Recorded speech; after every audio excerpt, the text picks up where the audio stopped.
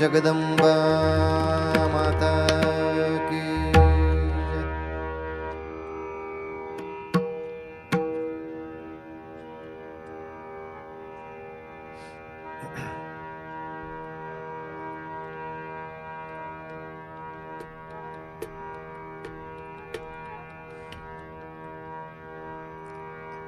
आपल्याच घरामध्ये आपल्याच बद्दल काही शंका विचारली तर किमान मोठ्या लोकांना त्याची उत्तरं माहिती असावीत, या दृष्टीने एक वही तयार करा आणि त्याच्यात एक टाचण तयार करा. कारण हे प्रश्न एका पिढीने थांबणारे नाहीत. प्रत्येक पिढीमध्ये कोणी ना कोणी विचारणारच की तुम्ही म्हणता हिंदू धर्माकडे 33 कोटी देव आहेत, नावं सांगा. तर पटदिशी आपल्याला उत्तर देता आलं पाहिजे. धर्मामध्ये 33 कोटी हा जो शब्द आलाय तो संख्यावाचक नसून विभागवाचक आहे. 33 प्रकारच्या देवता या अर्थी 33 कोटी शब्द आहे. 1 2 3 4 या संख्येच्या तऱ्हेनं तो 33 कोटी झालेला नाही. एकाच भगवंतानी हे विश्व उत्तम चालू ठेवण्यासाठी 33 डिपार्टमेंट्स केली आणि या 33 डिपार्टमेंटल ऑफिसमध्ये 33 ऑफिसर्स नेमले. असे 33 प्रकारचे ऑफिसर्स इज 33 कोटी. म्हणले तुम्ही जे प्रमुख देवता सांगता ब्रह्मा विष्णू महेश हे तर 3 वेगळे असतील. सॉरी, ते अप्पर डिव्हिजन लेवलचे 3 अधिकारी आहेत. पण गव्हर्नमेंटल बॉडी एकच आहे, भगवंत नारायण.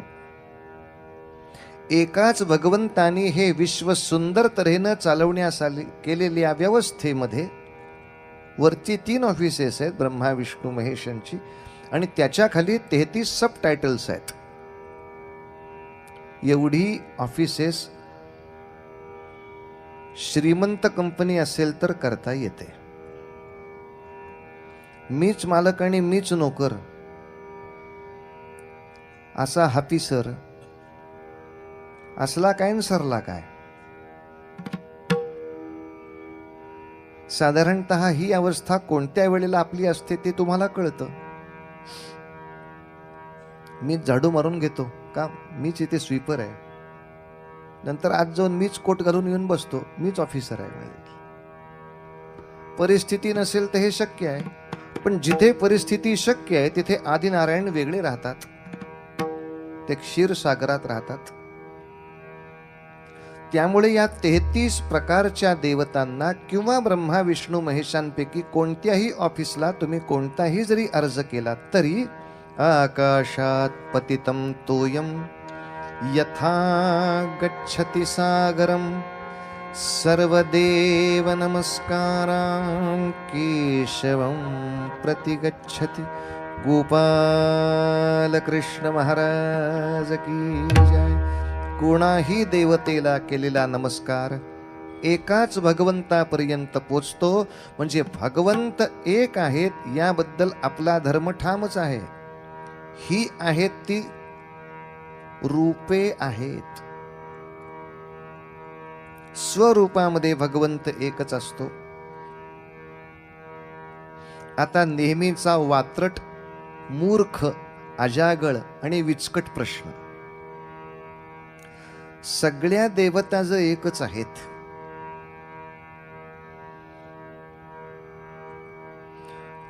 तर मग गणपतीला वेगळं कशाला जायचं आणि देवीला वेगळं कशाला जायचं. आडाण्याचा गाडा मधल्या विहिरी बाजूला काढा. अहो, महानगरपालिकेमधली सगळी खाती जरी महानगरपालिकेचीच असली तरी टॅक्स भरायचं ऑफिस वेगळं, पाणीपट्टीचं ऑफिस वेगळं, विजेची तक्रार करायची असेल तर ऑफिस वेगळं. का चपराशालाच सगळे फॉर्म देता? सगळी ऑफिस जर पालिकेचीच आहेत तर वन विंडो सिस्टीम नाही ना कुठेच. प्रत्येकाचं गणित वेगळं आहे का नाही? मेडिकल दुकानामध्ये ही सगळी कपाटभर असलेली यांचं सगळ्यांचं नाव काय? एकच, औषधे. शेवटी सगळी औषधेच न घेऊ का एकाऐवजी दुसरं? बर, त्यातून अजून जरा स्पेशलायझेशन कडे जाऊया. कपाट क्रमांक 3, शेल्फ क्रमांक 2, ही सगळी कशाची औषधे? सगळी खोकल्याची औषधे, ब्रँड 32. पण तरी सुद्धा डॉक्टर आपापल्या प्रकृतीप्रमाणे सांगतात का नाही की या एवढ्या औषधातलं तुम्हाला आवश्यक ते कोणतं? तसं मनुष्याला जर रक्तामधल्या काही विकाराचा त्रास आहे तर मग त्यांनी गणेश रूपाची उपासना केली पाहिजे. त्यांनी तो रक्तातला त्रास कमी होणार आहे. बुद्धीमध्ये मांद्य असेल तर गणेश मंत्राची उपासना थोडी पाहिजे, त्यांनी त्याचं दुष्ट चक्र दूर होणार आहे. तिथे विठ्ठल म्हणून उपयोग नाही बाळा, हे औषध तिथलं नव्हे. मनाला समाधान प्राप्त होत नाही आणि सातत्याने हुरहुर आहे, अपूर्णता आहे, तिथे रामकृष्ण हरी पांडुरंगाच्या भजनाचा उपयोग आहे. शौर्य भावना कमी पडते, तिथे जय श्रीराम मंत्राची आवश्यकता आहे. चातुर्य कमी पडते, तिथे ओम नमो भगवते वासुदेवायाची गरज पडणार आहे. विद्या वैभव संस्कृती मोठी करायची असेल तर लक्ष्मी स्त्री सुक्ताची गरज पडणार आहे. ते डिपार्टमेंट त्यांचं आहे ना हो. सगळं एकालाच कशाला करायला सांगता? आणि त्यामुळे दुर्दैवाने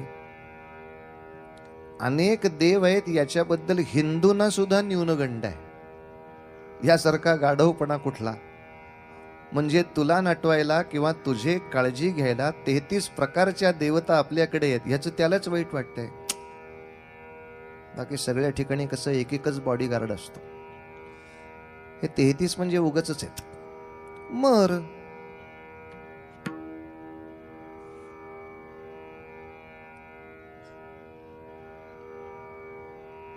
आणि मुळात 33 विभाग जरी असले तरी मूळ भगवंत एकच आपण धरलाय ना. पण तरी सुद्धा आपल्या भगवत रूपांचीही आमच्या लोकांना पुरेशी माहिती नाही. गंमत आहे का कशी येते? अचानक सहज कविता कशा तयार होतात? मागे उभा मंगेश, पुढे उभा. त्यातला मुद्दा काय घ्यायचा? विरागी की म्हणू भोगी.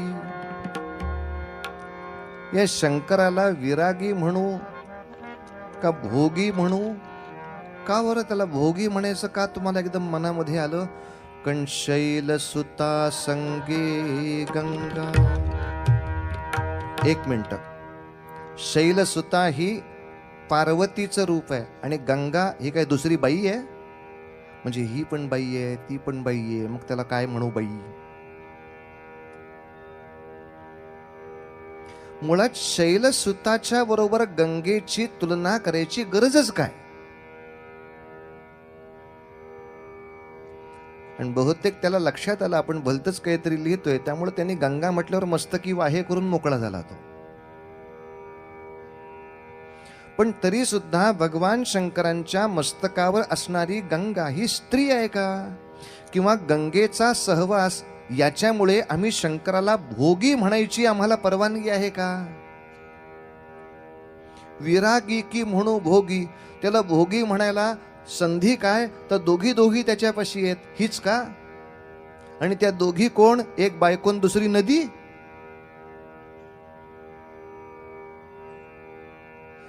का असं घाणेरडं लिहायचं?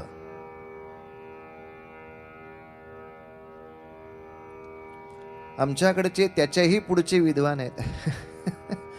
शंकरांच्या सारखं डोक्यातनं पाणी येत असतं. त्यांच्या मणक्यात काही पाईपलाईन आहे का? म्हणलं कोणा गाढवानी तुला सांगितलं की डोक्यातनं येत असतं? भगवान शंकरांच्या डोक्यातून गंगा आली आहे का? नाही, डोक्यावरून आली आहे. कथा आपल्या सगळ्यांना माहिती आहे, फार त्याचा विस्तार सांगत नाही, पण अगदी थोडक्यामध्ये आपल्या सगळ्यांना ते माहिती पाहिजे. भारतवर्षामध्ये एक मोठा राजा होऊन गेला, ज्याचं नाव सगर असं होतं. तो यज्ञ करायच्या निमित्ताने त्यांनी त्याचा अश्व सगळ्या मुलखामध्ये सोडला. त्या अश्वाच्या रक्षणासाठी सैन्य मागोमाग पाठवलं. तो अश्व का कुणास ठाऊक कपिल नावाच्या मुनींपाशी येऊन नुसता उभा राहिला. सैनिकांचा गैरसमज झाला की कपिल मुनींनी अश्वाचं अपहरण केलं की काय. ते कपिल मुनींना मारायला म्हणून धावले. त्यांचा सेनापती साहजिकच त्याच अर्थाच्या नावाचा होता, असमंजस. कपिल मुनींनी क्रोधाच्या दृष्टीनं सगळ्यांकडे पाहिलं. हे सैन्य भस्म झालं. मग सगर राजाचा नातू त्यांना शोधायला गेला की आपले हे सगळे सैनिक काका गेले कुठे. मग त्यांना कळलं अशा असमंजसपणामुळे आपल्या सगळ्यांचा मृत्यू झालाय. अरे अरे अरे अरे, एका ऋषीचा उगाचच अपमान आपल्या हातून झाला. या पातकातून प्रायश्चित्त व्हायला हवं. तर काय करावं. तर पूर्वीच्या काळी बहुतेक प्रायश्चित्त म्हणून कोणतं तरी समाज उपयोगी कार्य करावं अशी पद्धत होती. समाजाला उपयोगी असं एखादं दुसरं कार्य करणं की ह्याच्यातून पापनिवृत्ती, म्हणजे ह्या शिक्षेतून सुटका. जाऊ दे, ठीक आहे, असमंजसपणे तुझं झालं ना कृत्य, सोडून दे. तर भारतवर्षाला मुबलक पाण्याची नितांत आवश्यकता आहे. आणि ही गंगा नावाची जी नदी आहे ती हिमालयाच्या पलीकडून वाहती आहे. स्वर्गातून वाहतीये म्हणजेच हिमालयाच्या पलीकडून वाहतीये. त्याचा एक ओघ आर्यावर्तात आणला तर हे सगळे मुक्त. मग त्यांनी तपस्या केली, त्याच्या मुलाने तपस्या केली, जवळजवळ 3 पिढ्या तपस्या झाली. मग भगीरथाच्या काळामध्ये भगवान शंकर प्रसन्न झाले आणि म्हणाले, बाबा रे तुला काय हवं. तर ही गंगा नदी माझ्या पूर्वजांच्या उद्धारासाठी, त्यांना मोक्ष मिळण्यासाठी आवश्यक आहे, ती मला इकडे आणायची आहे. पण त्या गंगेचा प्रवाह असा भयानक आहे की त्याच्या मागे संपूर्ण देश वाहूनच जाईल. मग त्या पाण्याचा काय उपयोग बरं. तेव्हा तो प्रवाह संयमित करणं, नियमित करणं, त्या प्रवाहाची धोक्याची पातळी कमी करणं, हे तुम्ही मला करून देऊ शकाल का. तेव्हा म्हणलाय भगवान शंकर, हे काम मी माझ्या डोक्यावर घेतो. गंगा प्रकल्प मी डोक्यावर घेतला. त्याचं ते चित्र. गंगा नावाची कुठलीही बाई शंकराने डोक्यावर बसवलेली नाही. कसं काय पाटील, बरं आहे का गंगाबाई डोक्यावर बसली ते खरं आहे का वगैरे. कुठली गंगा तिथं आलीच नाही. बरं, दुर्दैवाने मूर्खांनी तर निंदा केलीच. पण कित्येक वेळेला आमच्या हरदासी कथांमध्ये सुद्धा या चुका झाल्या. आम्ही आमच्या कथा रंगवताना सुद्धा असं रंगवायला लागलो. काही ठिकाणी मी कीर्तनातच असं वेडेपणा ऐकलाय की एकदा गणपती आपल्या आईकडे आले, पार्वतीकडे, आणि पार्वती अशी खिन्न नजरेनं बसली होती. आणि मग गणेशाने विचारलं, आई तुला काय झालंय. तेव्हा पार्वती म्हणली, अरे दुसरी कोणीतरी आपल्या नवऱ्याच्या डोक्यावर बसली की काय त्रास होतो ते तुला कसं कळणार. अरे देवाच्या कथा आपण कुठल्या घाणेरड्या पातळीवर आणतोय. दुसरी कोणीतरी नवऱ्याच्या डोक्यावर बसली हे चित्र गंगा शंकराच्या डोक्यावर बसलेच आहे का.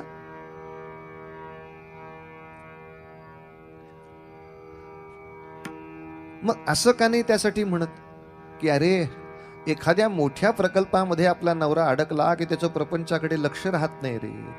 मग असं सारखा कामामध्ये तिकडे असलेला नवरा असला की बायकोला किती त्रास होतो. हे काहीतरी समर्थनीय वाक्य आहे. पण दुसरी कोणीतरी नवऱ्याच्या डोक्यावर बसली असली हे घाणेरडे शब्द हरिभक्त परायण म्हणणाऱ्या थोबाडातनं काय येतात. कशासाठी आपण देवाची इतकी विकृती पद्धतीने निंदा करतो. काय गरज आहे. आम्हाला स्वच्छ माहिती पाहिजे हे शंकरांचं जे चित्र आहे ना ऍग्रिकल्चरल पिक्चर आहे. गंगेचा पाटबंधारे प्रकल्पच त्यांनी डोक्यावर घेतलाय. म्हणजे त्यांनी तो प्रवाह मिनिमाइज करून सुद्धा अजून कित्येक ठिकाणी गंगेचा प्रवाह असा आहे की ज्याच्यातून हत्ती वाहून जाईल. म्हणजे मूळ प्रवाह काय ताकदीचा असावा कल्पना करा. त्याला योग्य ते बंधारे आपण लावले होते. त्यातला एक बंधारा गडबडीन कोसळल्यामुळे उत्तराखंडची गडबड झाली. तेव्हा त्याच्या ताकदीचा जरा अंदाज आपण घेतला तर भगवान शंकरांनी आर्यावर्ताला, या भारतवर्षाला सुजलाम सुफलाम मलयज शीतलाम करण्यासाठी जे पाणी आणलं त्याचं चित्र माझ्या डोळ्यासमोर आहे. आणि अशा वेळेला जर मूर्ख माणसं म्हटली त्याच्या मणक्यात पाईपलाईन आहे का, तर आता पाईपलाईन ह्यांच्या कुठं घातली म्हणजे अक्कल येईल हे कळत नाही ना काही वेळेला. हरामखोरानं तुमच्या काय थोबाडाला काय वासण लागली काय? उगावलं उठायचं देवाची कोणाची निंदा करायची. ते एक वेळ ठीक आहे, ते एक वेळ ठीक आहे. अजून एक शंका. आज ज्यांना ज्यांना हे लक्षात राहील त्यांनी लिहून घ्या, घरी जाऊन लिहून काढा. नाही लक्षात राहिलं उद्याच्या दिवसभरात पुन्हा आठवून अगदीच अडलं मला विचारा. पण ही उत्तरं तुम्हा मला माहिती हवीतच.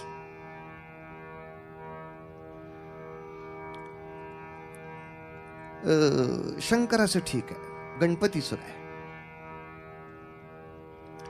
म्हणले तुम्ही गणपतीची कथा अशी सांगता की पार्वती आंघोळीला निघालेली आहे, तिनं नंदीला पाऱ्यावरती ठेवलेला आहे आणि त्या नंदीला सांगितलेलं आहे की कोणालाही आज सोडू नको. मग ती आंघोळीला गेलेली असताना भगवान शंकर त्या ठिकाणी आलेले आहेत आणि नंदीनं त्यांना अडवता आलेलं नाही. भगवान शंकर तिथे आल्यामुळे ती भयंकर रागवलेली आहे. ती रागवून म्हणाली, हा नंदी लेखाचा माझा ऐकत नाही म्हणजे काय? म्हणजे ह्याच्यावर अवलंबून राहण्याचा अर्थ नाही, आता मला दुसराच कोणीतरी पहारेकरी केलेला पाहिजे. म्हणून मग तिने स्वतःच्या अंगावरचा मळ बाजूला केला आणि त्याच्यापासून एक पुत्र प्राप्त केला. शंका क्रमांक 1, एक पुतळा तयार व्हावा इतका मळ माणसाच्या अंगावर साठतो का? एवढा मळ साठण्यासाठी किती दिवस पारोसे राहावे लागेल? इतक्या दिवसामध्ये आपण आंघोळ करत नाही का? शंका 1. बरं, नुसता पुतण्याने तो पुत्र प्राप्त केला इतकं नव्हे तर तो जिवंत केला. म्हणजे आता जर पार्वतीला एखाद्या मातीच्या पुतळ्याला जिवंत करता येते तर पुतळा तुटला म्हणून रडायचे काही कारण आहे का? बरं, तो जिवंत झालेला तो पुतळा जो कोणी गणपती म्हणता तो पहाऱ्यासाठी उभा राहिला. पहाऱ्यासाठी उभे राहिल्यानंतर त्याला सांगितले कोणालाही आज सोडू नको. एवढ्यात भगवान शंकर त्या ठिकाणी आले. हे सगळं मी फार सभ्य भाषेमध्ये आपल्याला सांगतो आहे. हे अत्यंत असभ्य भाषेमध्ये इंटरनेटला उपलब्ध आहे. भगवान शंकर आले आणि ते विचारायला लागले, पेठ्या तू इथे कोण? मग ज्यांना आत्ता आपल्या मुलालाच ओळखता आलं नाही त्यांचं त्रिकालज्ञान कुठे गेलं? त्रिकालज्ञानी असलेल्या शंकरांना मुलाला का नाही ओळखता आलं? तो म्हणाला, मी पार्वतीचा पुत्र आहे, मला या ठिकाणी प्रक्षणासाठी उभे केलेले आहे, तुम्ही आज जायचं नाही. आता कोणताही सभ्य माणूस कोणाची तरी आई आता आंघोळ करते म्हटल्यानंतर बाजूला हो मला आज जाऊ दे असं कसं म्हणेल? थांबतोच म्हणेल ना. मग हे भगवान शंकर इतके असभ्य कसे? ती आंघोळ म्हणजे काय महिन्याची नव्हती करणार? महिनाभर आंघोळच होणार आहे ना, आता कधी येणार ही बाहेर? काय समजा 4 तास आंघोळ केली असती ना, आली असती ना बाहेर, विचारलं असतं काय झालं ते. पण तू बाजूला हो पण मला आज जाऊ दे असं देव कसे म्हणतील? बरं, बाजूला हो नुसतं म्हटल्यानंतर टाळकेच उडवून टाकली त्या पोराचे. काय हा महासंतापी तुमचा देव, जो पोरालाच मारून टाकतो तो भक्ताला काय वाचवेल? मग अशा तऱ्हेनं पार्वती त्या ठिकाणी आलेली आहे. पार्वती म्हणाली, काय हे भयानक तुम्ही केले, मग आता ह्याचं काय करायचं? मग महाविष्णू त्या ठिकाणी धावत आले. भगवान शंकर म्हणाले, विष्णू माझ्या शिवगणांना घेऊन जाण, जो कोणी पहिला प्राणी दिसेल त्याचं टाळकं तोडा आणि इथे आणा, कारण ह्याला ते चिकटवायचं आहे. आता पुन्हा प्रश्न तो शिल्लक राहिला की दुसऱ्या कुठल्या प्राण्याचे डोके जर इथं चालते तर मग मगाशी ह्याचेच तुटलेले आहे ते का नको? मग त्याचा काही चेंदा मेंदा झालेला नाही, फक्त नेक कट इतकाच झालेला आहे. हेच शिवून टाकले असते तर काम भागत होते. आता शेवटी तो हत्ती कोण तो सापडला. त्या हत्तीला इथे या ठिकाणी आणला, त्या हत्तीचे डोके चिकटवले. आता आमचे आक्षेप असा घेतात या हिंदू धर्मातल्या ऋषींना, हिंदू धर्मातल्या ऋषींना बायोलॉजी कळतच नाही. अहो, कितीही लहान वयाच्या हत्तीचं डोकं आणि माणसाची माने मॅचिंग कधी असू शकेल का? नॉनसेन्स. जणू काही ह्याना वरनं येतानाच सोन्याचे कुल्ले लावून आल्यासारखं स्वतः बोंबलायचं. कळत नाही तर नाही म्हणावं ना माणसाने, मला यातलं काय अर्थ आहे तो नाही कळला. पण आपल्याला जणू काही भगवंतांनी नको ते नको तिथं दिलेलं आहे अशी कल्पना करून काय अगदी हे सगळे हिंदूंचे ऋषी म्हणजे होपलेस माणसं.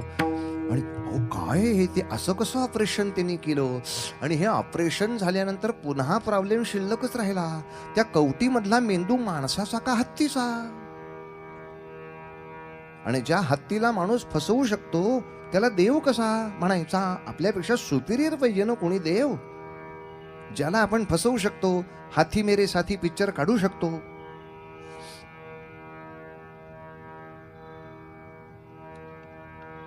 त्याला देव कसा म्हणावा?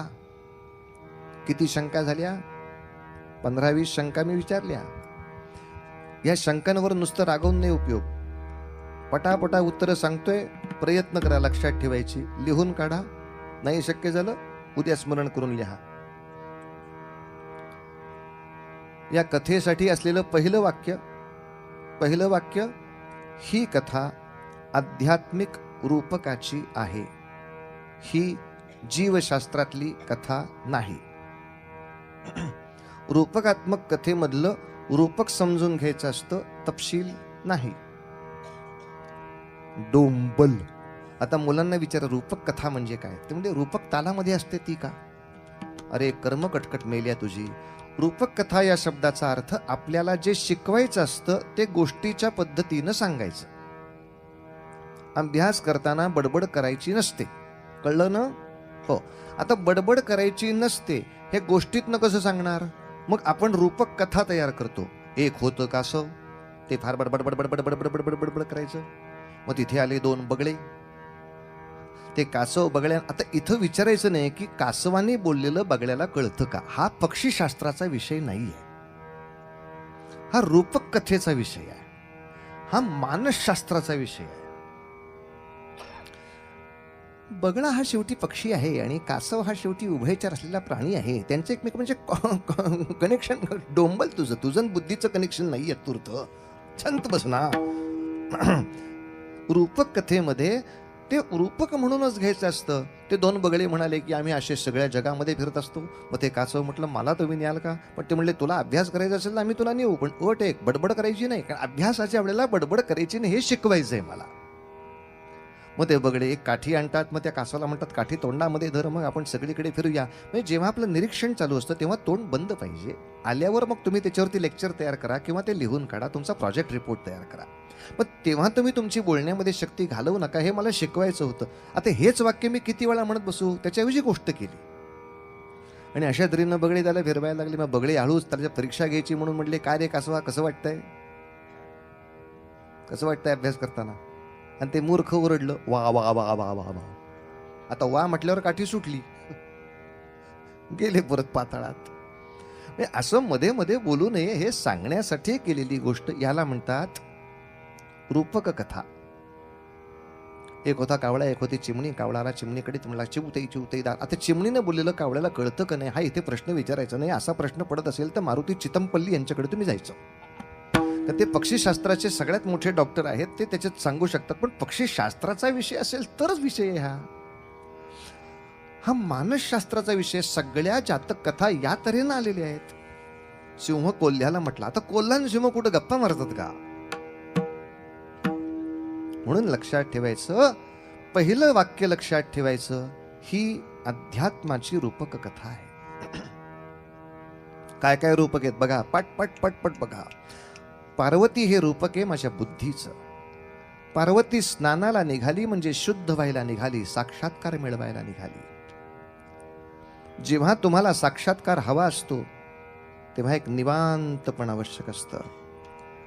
ज्योत जशी समयची निवांत राहते तशी अवस्था प्राप्त करायची असते.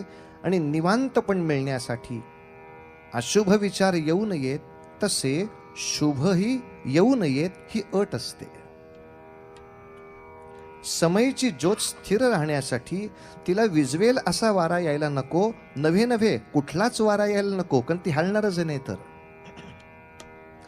म्हणून ती बुद्धी ठरवते की आपल्याला चंचल करणारं कोणीही इथं यायला नको.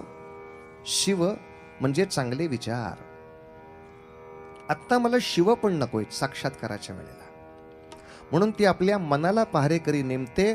मनाचं रूपक बैल नंदी. म्हणजे मनाचं रूपक नंदी कसं आहे का नाही बघा, खरं का खोटं तुम्ही तुमच्या डोक्याची बघा. बैलाचा सगळ्यात मोठा सद्गुण कुठला? तो मागचं काढून उगाळत बसतो. रबंथ. जर बैलाला आपण विचारलं हे आत्ता काय चावतोयस, 3 दिवसापूर्वीच आहे. I have eated before 3 days, चाविंग टुडे. असं तो उत्तर देऊ शकतं. आणि मन असंच करतं, मागच्या सगळ्या गोष्टी उगाळत उगाळत चावत बसणं हे त्याला आवडतं. नंदीसारखं ते आळशीच असतं थोड्याशा काही प्रमाणामध्ये, म्हणून ते रूपक मनाचं केलंय. मन उभं राहिलं, आता बुद्धीला गडबड करू द्यायची नाही बरं. पण शुभ विचारांना मन अडवू नाही शकत. मग शिव त्या ठिकाणी आले. बुद्धीला राग आला, या मनाचा काही उपयोग नाही लेकाचा, मला वेगळंच काहीतरी केलं पाहिजे. हे मन माझं ऐकत नाही, मी सांगितलं तरी ऐकत नाही, माझी आज्ञा मानत नाही. नंतर बुद्धीच्या लक्षात आलं, साक्षात्काराच्या आड कोण येत असतं? मी, माझं, माझी हा अहंकार आडवा येत असतो. मग बुद्धी आपल्या अंगावरचा अहंकार नावाचा मळ बाजूला करते. अशी ही अध्यात्माची कथा करायची. मातीच्या मळाचा मूर्तींच्या कारखान्याचा विषय हा चाललेला नाही.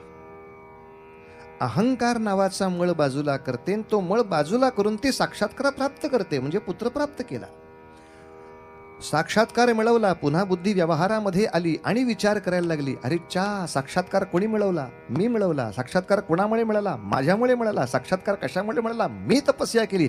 पुन्हा एकदा साक्षात्काराची ओळख काय राहिली? मी, माझं, माझे कष्ट, अहंकार.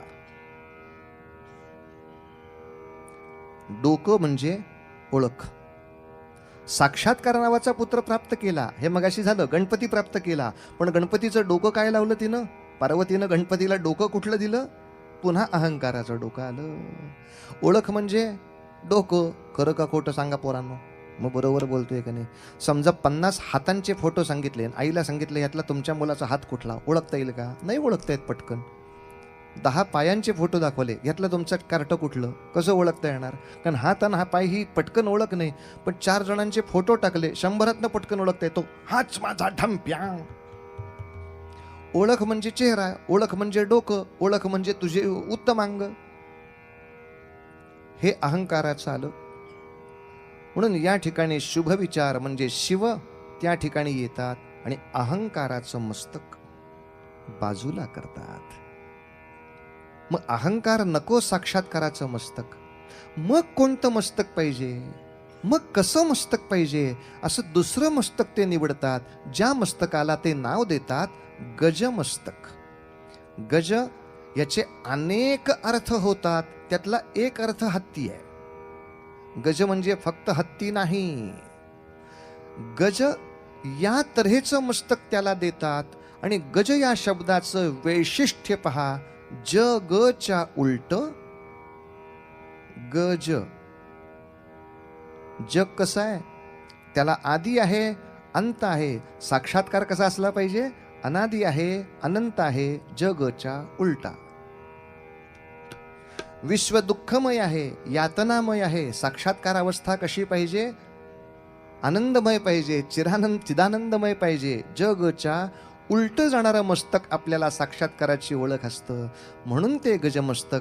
गज शब्दाचा संस्कृत वाङ्मयामध्ये, वेद वाङ्मयामध्ये ओंकार असा सुद्धा एक अर्थ आला आहे. असं ओंकार रूपी सगुण निर्गुणाच्या मध्यावर असणारं एक चिन्ह गजाननाचं म्हणजे साक्षात्काराचं मस्तक म्हणून दिलं. हे सगळं अक्कल असणाऱ्यांसाठी आहे तूर्त. ज्याच्याकडं खोकं आहे त्याच्यात भरता येतं, ओंजळ असेल तर देता येतं. मेल्याकडं हातही नाही तर खोकही नाहीत, अशा डोक्यानं काय भरणार आपण त्याच्यामध्ये? पण किमान याचं उत्तर मला तरी माहीत पाहिजे. म्हणून या ठिकाणी या सगळ्या कथा असतानाही कधी तुकोबारायांनी नाही गणपतीच्या कथेची टिंगल केली, कधी नामदेवांनी नाही गणपतीच्या कथेची असा कसा हत्तीन माणूस एकत्र केला म्हणून टिंगल केली, कधी चोख्यामळ्याने नाही याची टिंगल केली. कारण त्यांनी समजावून घेतलं, त्यांना आयुष्य अभ्यासासाठी वापरायचं होतं, गटारावरच्या टिंगलींसाठी नाही. आम्हाला फक्त चव्हाट्यावर तंबाखूच्या पिचकऱ्या टाकताना टिंगली करायला देव पाहिजे, तर पुराण पाहिजेत. त्या लोकांनी अभ्यास केले, म्हणून त्या अभ्यास पूर्ण अवस्थेमध्ये तुकोबा सांगू लागले, अरे हा गजाननाचा जो मस्तकाचा भाग आहे ना, तो हत्तीचा नाहीये, तर कसा आहे? ओंकार. सारे ग प ध प ग रे ग रे सा रे सा ध सा.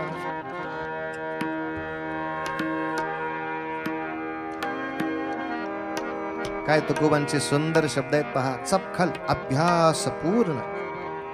ओंकार प्रधान रूप गणेशाचे.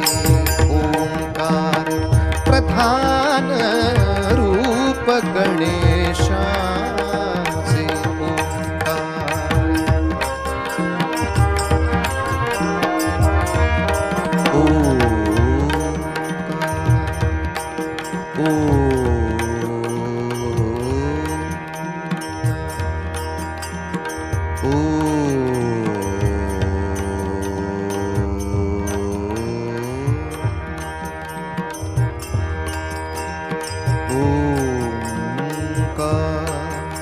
प्रधान रूप गणेशाचे. ते तीन देवांचे जन्मस्थान. ते तीन देवांचे जन्मस्थान. ओंकार प्रधान रूप गणेशाचे.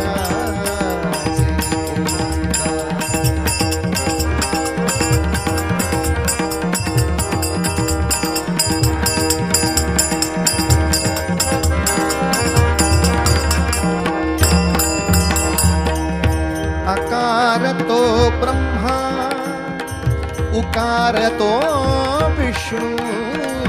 आकार तो ब्रह्मा, उकार तो विष्णू. मकारा महेश जाणी गेला. शब्द महत्वाचा कुठला? जाणी गेला.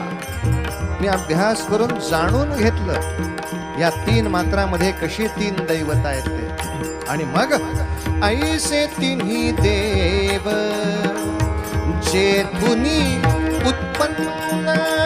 ऐसे तिन्ही देव जेथुनी उत्पन्न. तो हा गजानन. तुकोबांचं नाव घेऊन देवांना शिव्या घालणाऱ्या अलीकडच्या विद्रोही लोकांसाठी सगळ्यात मोठं वाक्य आहे की हिंदूंच्या देवाला कुठेही शिवी न घालता तुकोबा आमच्या गणपती बाप्पाबद्दल म्हणतात, तो हा गजानन माय बाप. ओंकार प्रधान रूप गणेशाचे.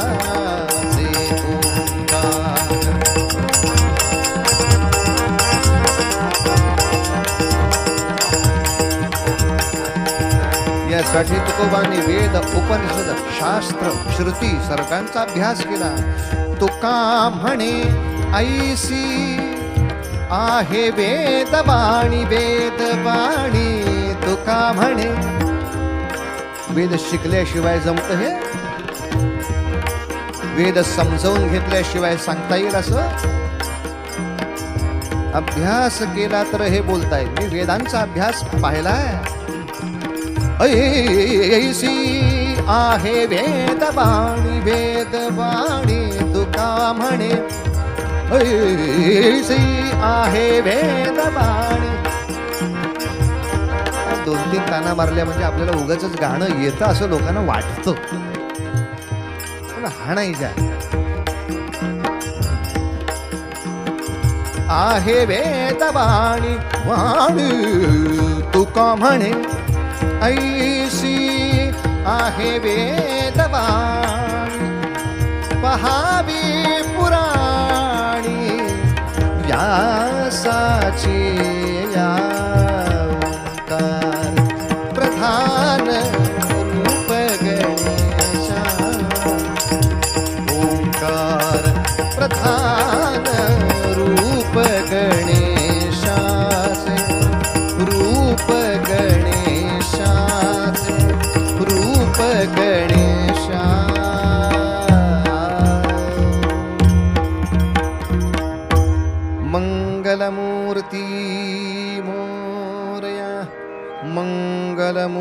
मूर्ती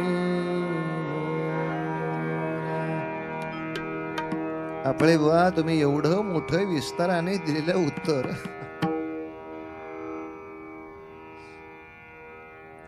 आज आवश्यक होतं. याचं कारण गेली वर्षभर मी इंटरनेटवर शोधत होतो कोणीतरी एवढं विस्तारपूर्वक उत्तर देईल म्हणून. पण मागल्या गणेशोत्सवाच्या आधी प्राध्यापक झाकीर नाईक यांनी इंटरनेटवर ही सगळी गरळ ओक केली होती कि जो भगवान शंकर अपने पुत्र को नहीं पहचानता वो भक्त को क्या पहचानेगा, वगैरे वगैरे वगैरे जी काही आगपेटीतल्या काड्या गाळायच्या होत्या त्या सगळ्या त्यांनी लावून त्याच्यामध्ये झाल्या. पण दुर्दैवाने एक संस्कार चॅनेल, एक सुदर्शन चॅनेल, एक 2-3 चॅनेलनी फक्त त्याच्यावरती बऱ्यापैकी उत्तर द्यायचा प्रयत्न केला. पण नंतर मला असं समजलं की सुदर्शन चॅनेल फारच ठिकाणी, कमी ठिकाणी दिसतं. त्याला फार ठिकाणी दिसावं अशी सरकारी योजनाच नाही. सुदर्शन आहे ना ते, सुदर्शन. ज्याचे चांगलं दर्शन आहे ते फार लोकांपर्यंत पोचवायचं नाही. ज्याच्यामध्ये दूरदृष्टीच नाही असं दूरदर्शन कितीही चालेल. कोणत्याही दूरदृष्टीचं दर्शनच नाही आम्हाला. आता काही मालिका बऱ्या आहेत, नाही असं नाही.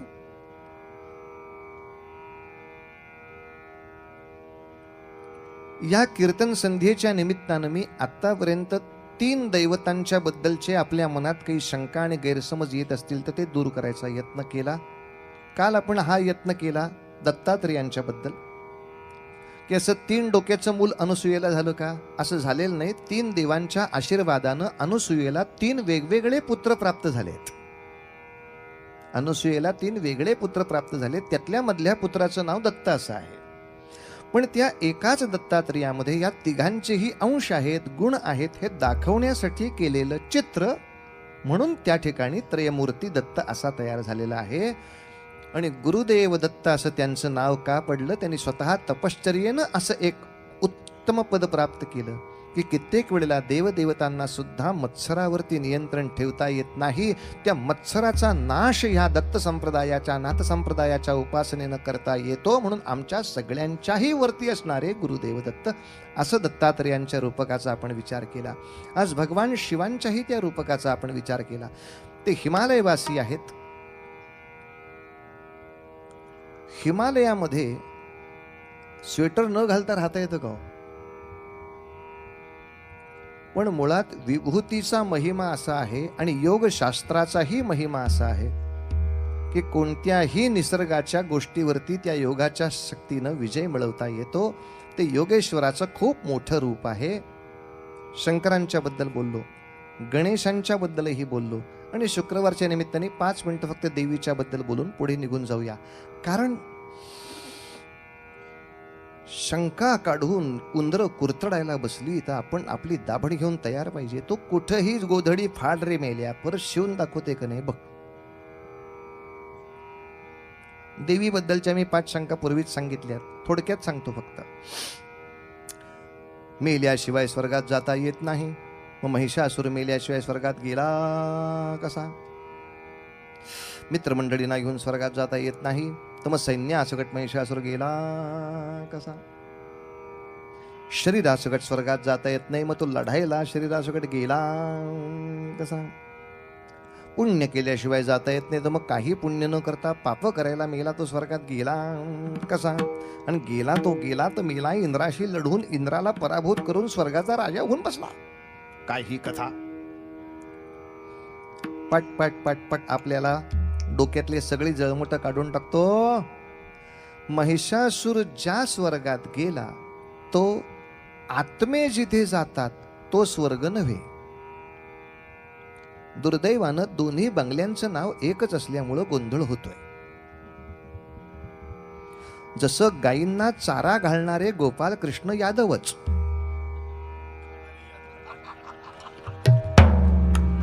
पुढचं काही न म्हटलेलं बरं. उगा कीर्तन संध्येला त्रास नको.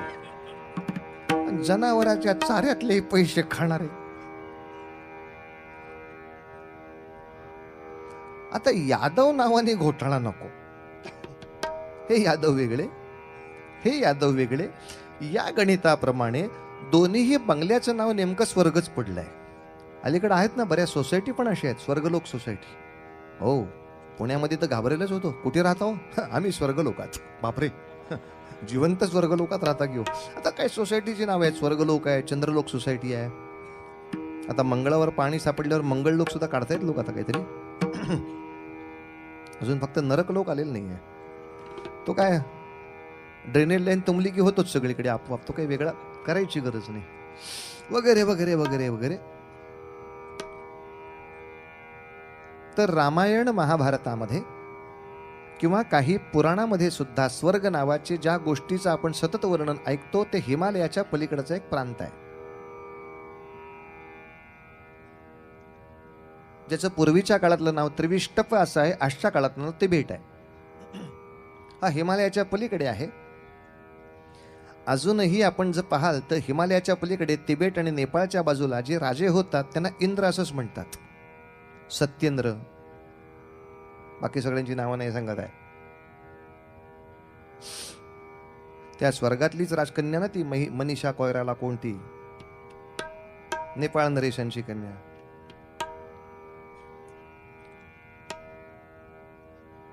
फक्त राक्षसांनाच स्वर्गात जाता येत होतं का? नाही.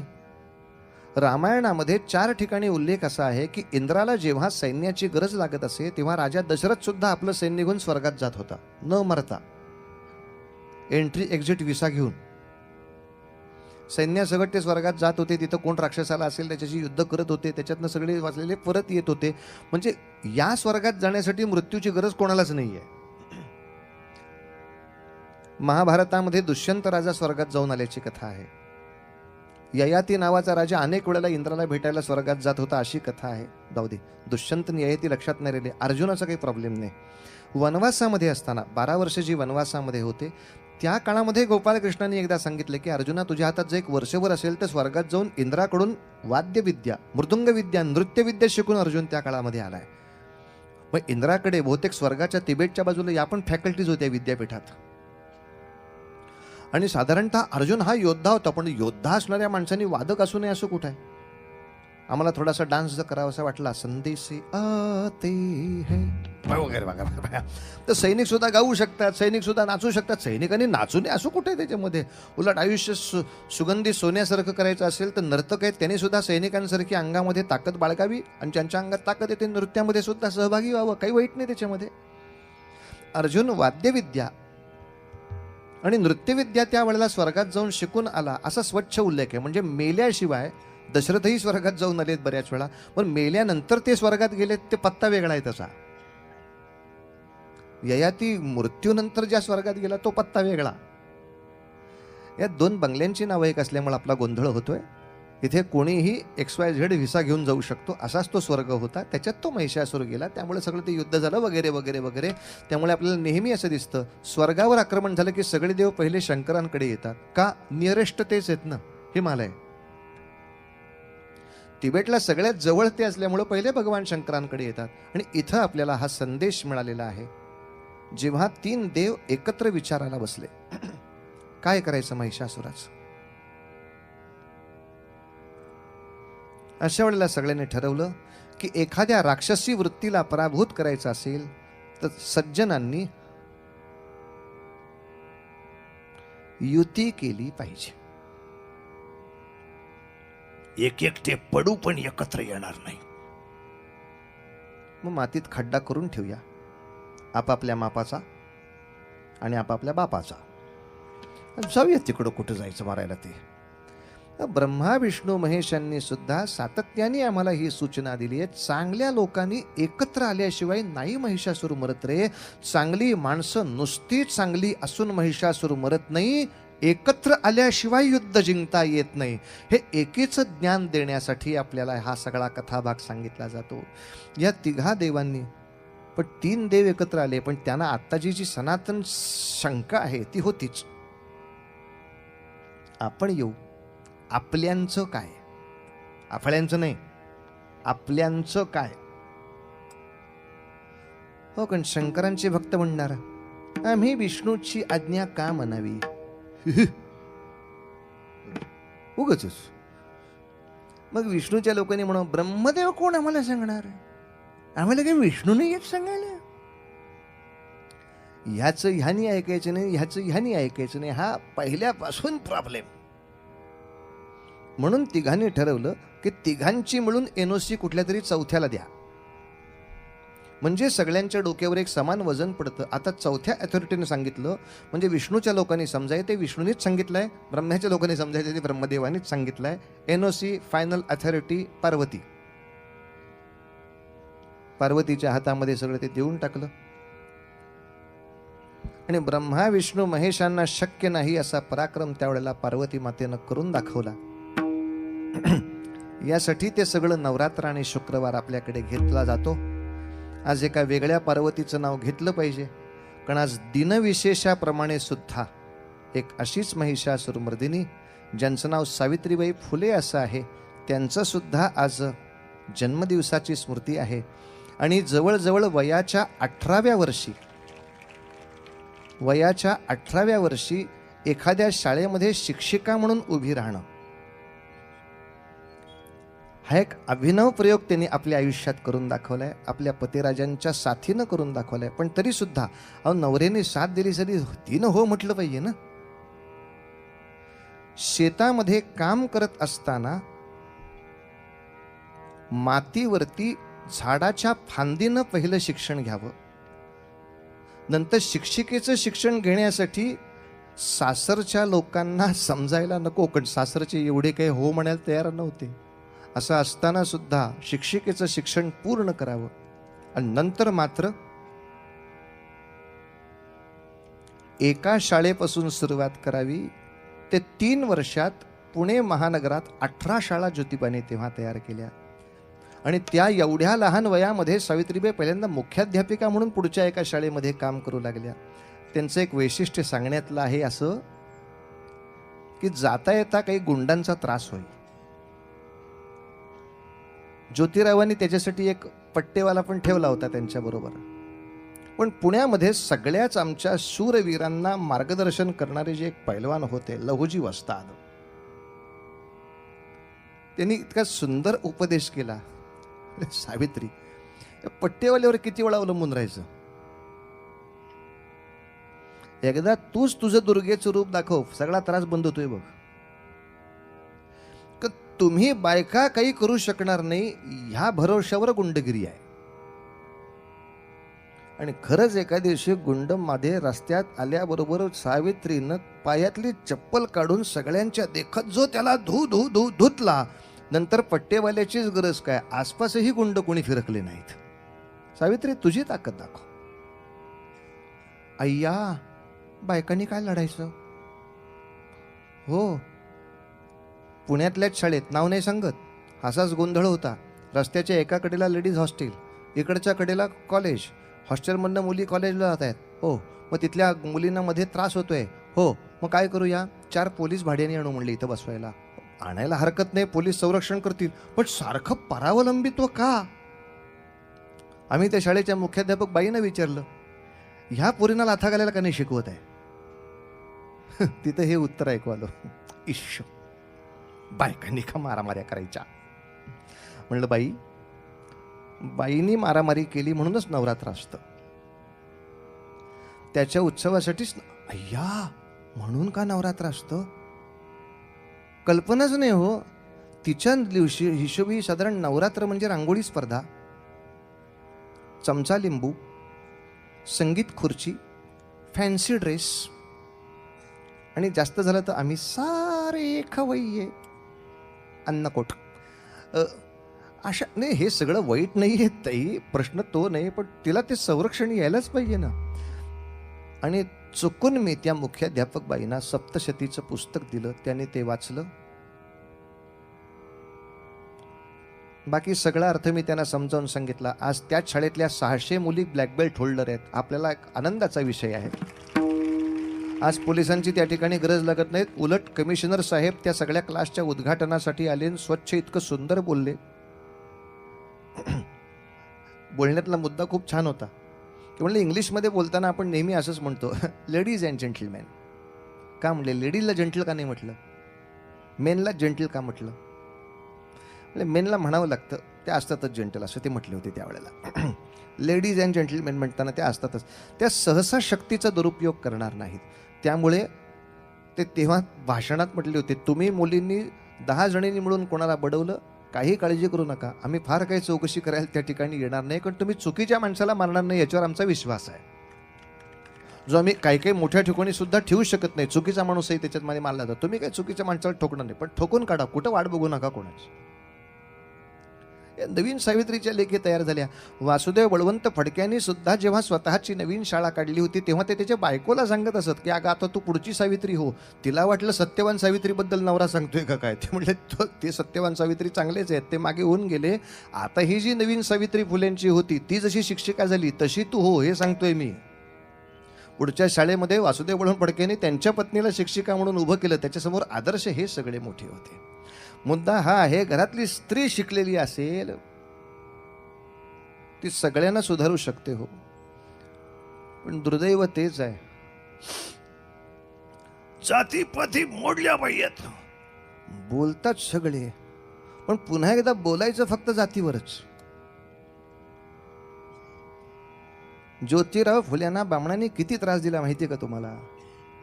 बामणांनी दिला असं कुठं आहे, सगळ्यांनी दिला. बरं, ज्योतिराव फुल्यांना पहिली शाळा काढायला पहिली जागा आपल्या घरात दिली ती भिड्यांनी दिली.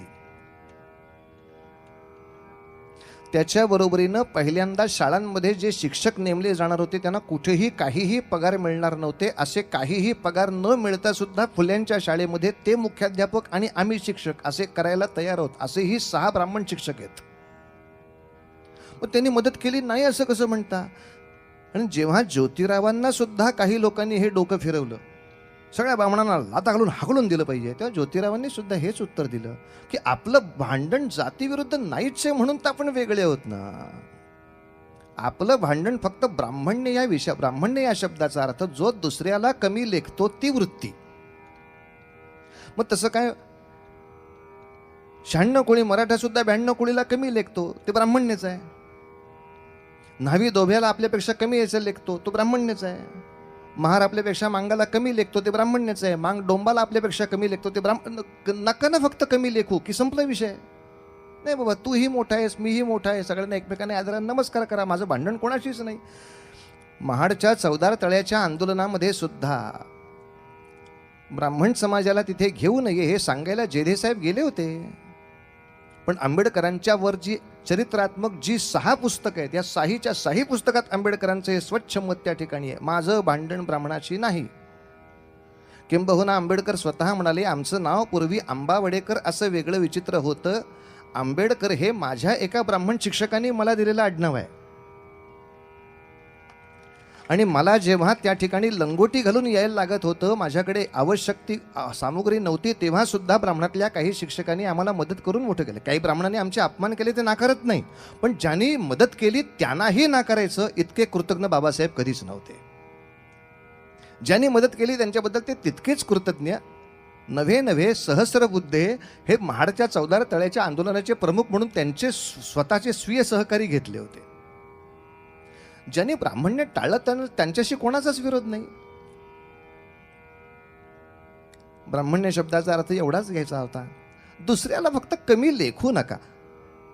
आपण पूर्वी ह्या विषयावर बरंच बोललेलो आहे की काय होतं, आपल्याला येतं ते दुसऱ्याला आलं नाही की आपण त्याला कमी लेखतो. काय तुम्हाला संगीत येतं का माझ्यासारखं? नाही हो येत, अडाणीच आहे. कम्प्युटर येतो का माझ्या? का येत नाही, अडाणीच आहे. संस्कृत येतं का? राम हा राम राम नाही, अडाणीच आहे. आता हे ते नाही का विचारू शकत आपले? काय गाईची धार काढता येते का? बैलगाडी चालवता का? मी केला होता प्रयत्न, नाही जमली हो. बैलगाडीवर बसलो होतो, बैलाला 2 चापकाचे फटके मारले, बैलाने असं माझ्याकडे वळून बघितलं, बैल कोण आहे? की आम्ही आमच्या मालकाने सांगितल्याशिवाय जागची हालत सुद्धा नाही. गाडी निर्जीव गाडी एक सोडून दुसरी चालवाल, बैलाची नाही चालवत आहे दुसऱ्या मालकाला येऊन, तो बैल चालेल नाही. आपले तुमच्या रस्त्यामध्ये सुट्टा बैल येऊन उभा राहिला, पुढं काय करणार? काय त्याला शिव्या घालणार? मी संस्कृतमध्ये शिवी देईन, तू बाजूला हो. मी कॉम्प्युटरवरती ईमेलवर तुझा निषेध करीन आंतरराष्ट्रीय पातळीवर.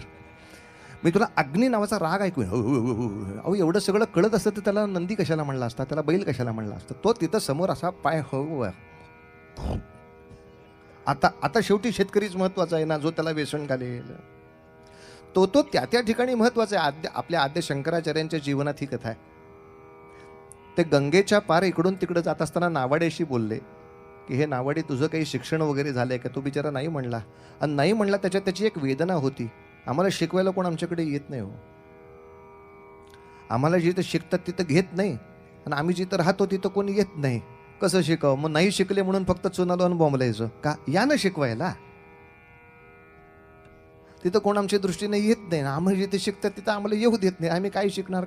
अरे अरे अरे अरे अरे अरे अरे मी तुझं किती आयुष्य वाया गेलं. अशी सगळी चर्चा चालू असताना तो नावाडी पटदिशी म्हणाला, तुम्ही आचार्य आहे काय? तुम्हाला पोहता येतं का? नाही रे. मग तुमचं सगळं आयुष्य आत्ता वाया गेलंय का? नाव नदीत आहे. आता इथे जर पाणी वाढलं तर तुम्हाला कोण नेणार आहे? लक्षात घेण्याची गोष्ट आहे, त्या ठिकाणी तो मनुष्य श्रेष्ठ आहे, त्याचा फक्त सन्मान केला की या सगळ्यांचा सन्मान राखल्यासारखं होत असतं, या सगळ्यांचा सन्मान ठेवल्यासारखं होत असतं. मुद्दा इतका साधा सरळ सोपा आहे. आज राष्ट्रपती पदावरती असणारे प्रणव मुखर्जी असोत, नाही तर पंतप्रधान पदावरती असणारे मनमोहन सिंग असोत, एक साधा प्रश्न कोणी जर विचारला तर आपल्याला उत्तर माहिती नाही त्याचं. पंतप्रधान असो नाही तर राष्ट्रपती असो, मान खाली करा असं म्हटल्याबरोबर ते मान खाली घालतात. इतका सन्माननीय माणूस कोण आहे? त्यांचा न्हावी. कोणाच्या बापाच्या अंगात टाप आहे का हे त्यांना जाऊन सांगायची. मान खाली. मी सांगेपर्यंत मानवर घेऊ नका. मग तो गाणं बिणं म्हणतो म्हणे शेजारी उभं राहून, या कातर वेळी. त्याचा अर्थ काय देव जाणे. पाहिजे असं तू जवळ अशा तऱ्हेनं वगैरे वगैरे वगैरे वगैरे वगैरे सर्वांचा सन्मान.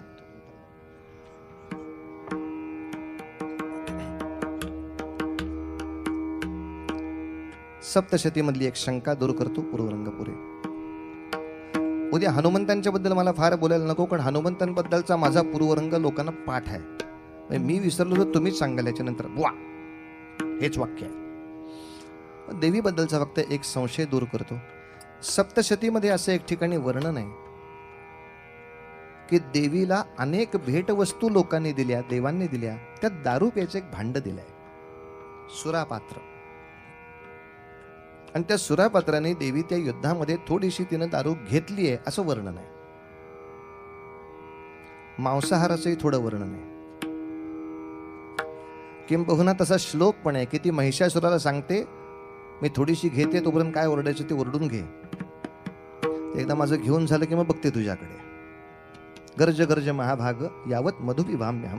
मी हे पितीये, तोपर्यंत काय ओरडायचं ते ओरडून घे. मग ती तुटून पडली वगैरे वगैरे वगैरे. काही ठिकाणी रामायणामध्ये सुद्धा मद्यपानाचे थोडेसे उल्लेख आहेत. महाभारतात सुद्धा मांसाहाराचे आणि मद्यपानाचे थोडेसे उल्लेख आहेत. आपले व याच्याबद्दल तुम्ही काय म्हणाल? अगदी स्वच्छ आणि सोप्या शब्दात ऐकायचं असेल तर नीट ऐका. हिंदू धर्मशास्त्रामध्ये सुद्धा जे प्रत्यक्ष रणांगणावर योद्धे असतात त्यांना काही प्रमाणात मद्यपान आणि मांसाहार क्षम्य असतो, धर्म्य असतो. त्याच्यामध्ये त्यात काही त्यांनी अधर्म केला आहे, आता कसं व्हायचं आपल्या धर्माचं, असं काहीही धोतर सुटल्यासारखं करू नका. काहीही याच्यामध्ये कोणीही वाईट केलेलं नाही आहे. मुळामध्ये आजही जे सीमेवर लढणारे, हाराकरी करणारे सैनिक असतात त्यांना सुद्धा प्रमाणामध्ये मद्यपान हे त्यांच्या उपयोगाला असतं, ते युद्धासाठी त्यांच्या आवश्यक असतं, ते दिलं जातं. ते त्या ठिकाणी मद्यपान म्हणून धरायचं नाही, ते औषध धरायचं आहे तिथे. मुळात इतकी भयानक विशिष्ट उष्णता निर्माण करणारं पेय घेतल्याशिवाय ते हिमालयात उभं नाही राहू शकणार. अर्थात जे ड्युटीवर आहेत त्यांच्यासाठी एवढं हे माझे आजोबा कर्नल होते म्हणून तू नाही पेशी मेल्या. हे वंशपरंपरागततेसाठी नाही आहे, ऑन ड्युटी. काही लोकांनी आक्षेप घेतला होता, म्हणजे रामाने सुद्धा दारू प्यायल्याचं वर्ण. अहो पण रामाने दारू पिऊन रावण मारला होता, बायकोला नव्हे. मग तसं तुम्हाला रावण मारायचं असेल किंवा नरकासूर मारायचं असेल तर बाटलीवर प्या, काय पिंपवर प्या. कुणी नाही म्हटली होती तुम्हाला, पण महिषासूर मारून दाखवा ना. या सगळ्यामध्ये हे पितेन स्वतःच मरून पडत आहे, मग ह्याला अर्थ नव्हे त्याच्यामध्ये. त्यामुळे त्याच्यातल्या मद्यपानाला किंवा मांसाहाराला फार काही अधर्म किंवा अभद्र वगैरे म्हणू नये, ते भयंकर प्रमाणात आहे. कारण संपूर्ण पुराणातल्या वर्णनामध्ये या मद्यपानामुळे किंवा या मांसाहारामुळे कोणीही झिंगून पडलेलं नाही. अर्थात असंच मद्यपान आणि असंच मांसाहार राक्षसांकडे झाले आणि ते झिंगून पडलेत अशी वर्णन आहेत. पण अशाच वेळेला देवदेवतांच्या वर्णनामध्ये त्यांचा कुठेही मानसिक किंवा शारीरिक तोल याच्यात गेलेला नाही. तेव्हा तेवढ्या प्रमाणामध्ये योद्ध्याला ते क्षम्य आहे. काही ठिकाणी अर्थात हनुमंतांसारखे योद्धे आहेत की ज्यांनी हेही टाळून उत्तम युद्ध केलं आहे. पण ठीक आहे, इतर काही योद्धे असतील तर त्यांना हे सर्व मान्य असतं. आपल्या देवादिकांच्या बद्दलच्या, त्यांच्या रूपांबद्दलच्या, एक देव आहे याच्याबद्दल संशय घेऊ नये.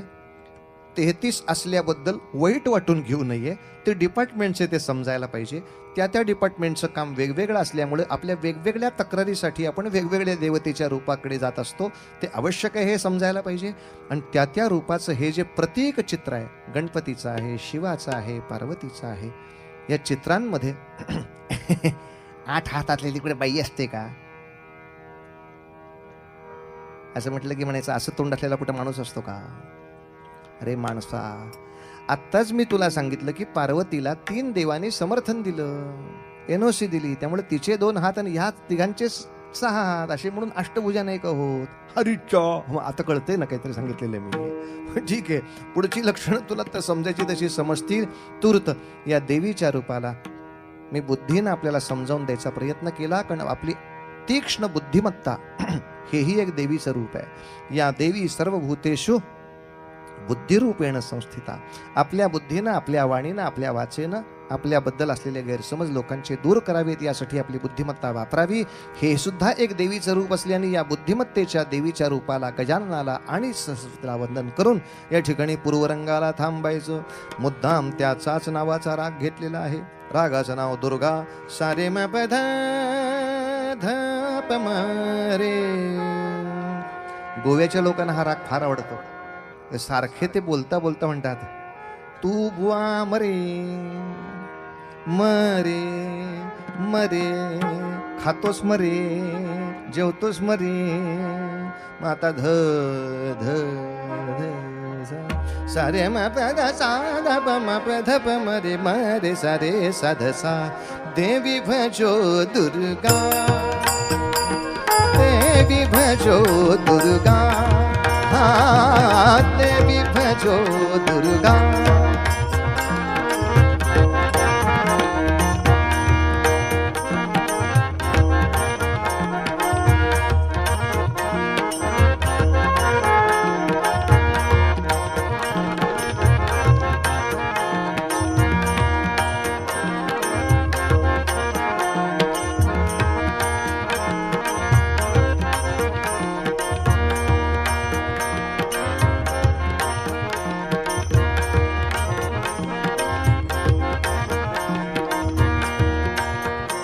जगत जननी, जगत जननी, जगत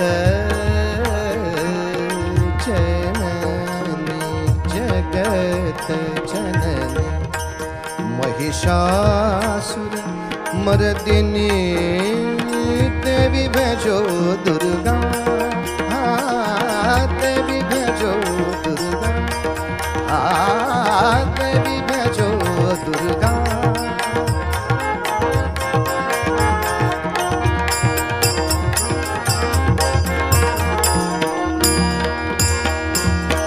हिमनगनंदिनी भव भय खंदिनी, हिमनगनंदिनी भव भय खंदिनी.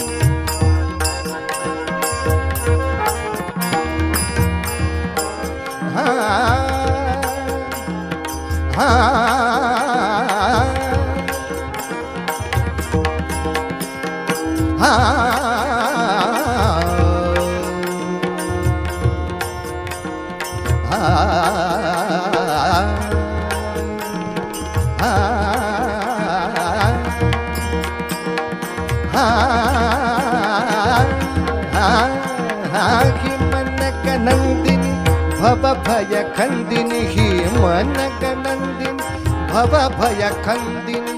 अतुल बल वरदानी, वरदानी वरदानी. देवी भजो दुर्गा.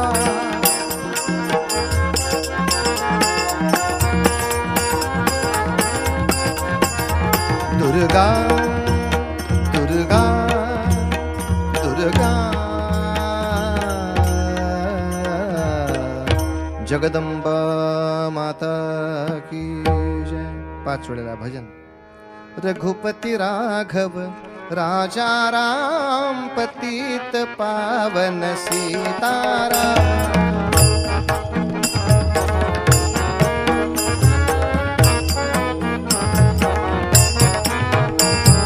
रघुपती राघव राजा राम पतित पावन सीताराम.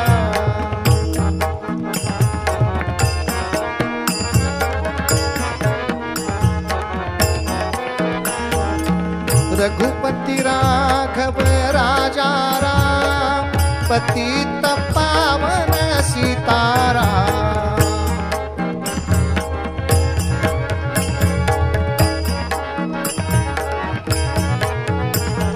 रघुपति राघव राजा राम पतित पावन सीताराम.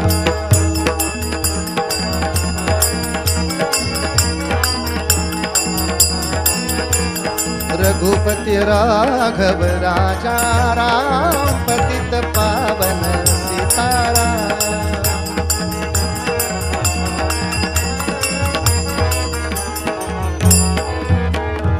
राजाधिराज रामचंद्र महाराज की जय. आज सर्वांनी मिळून माझ्या नंतर म्हणा, हरे राम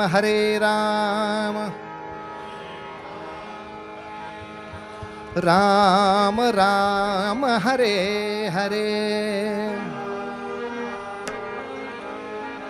हरे कृष्ण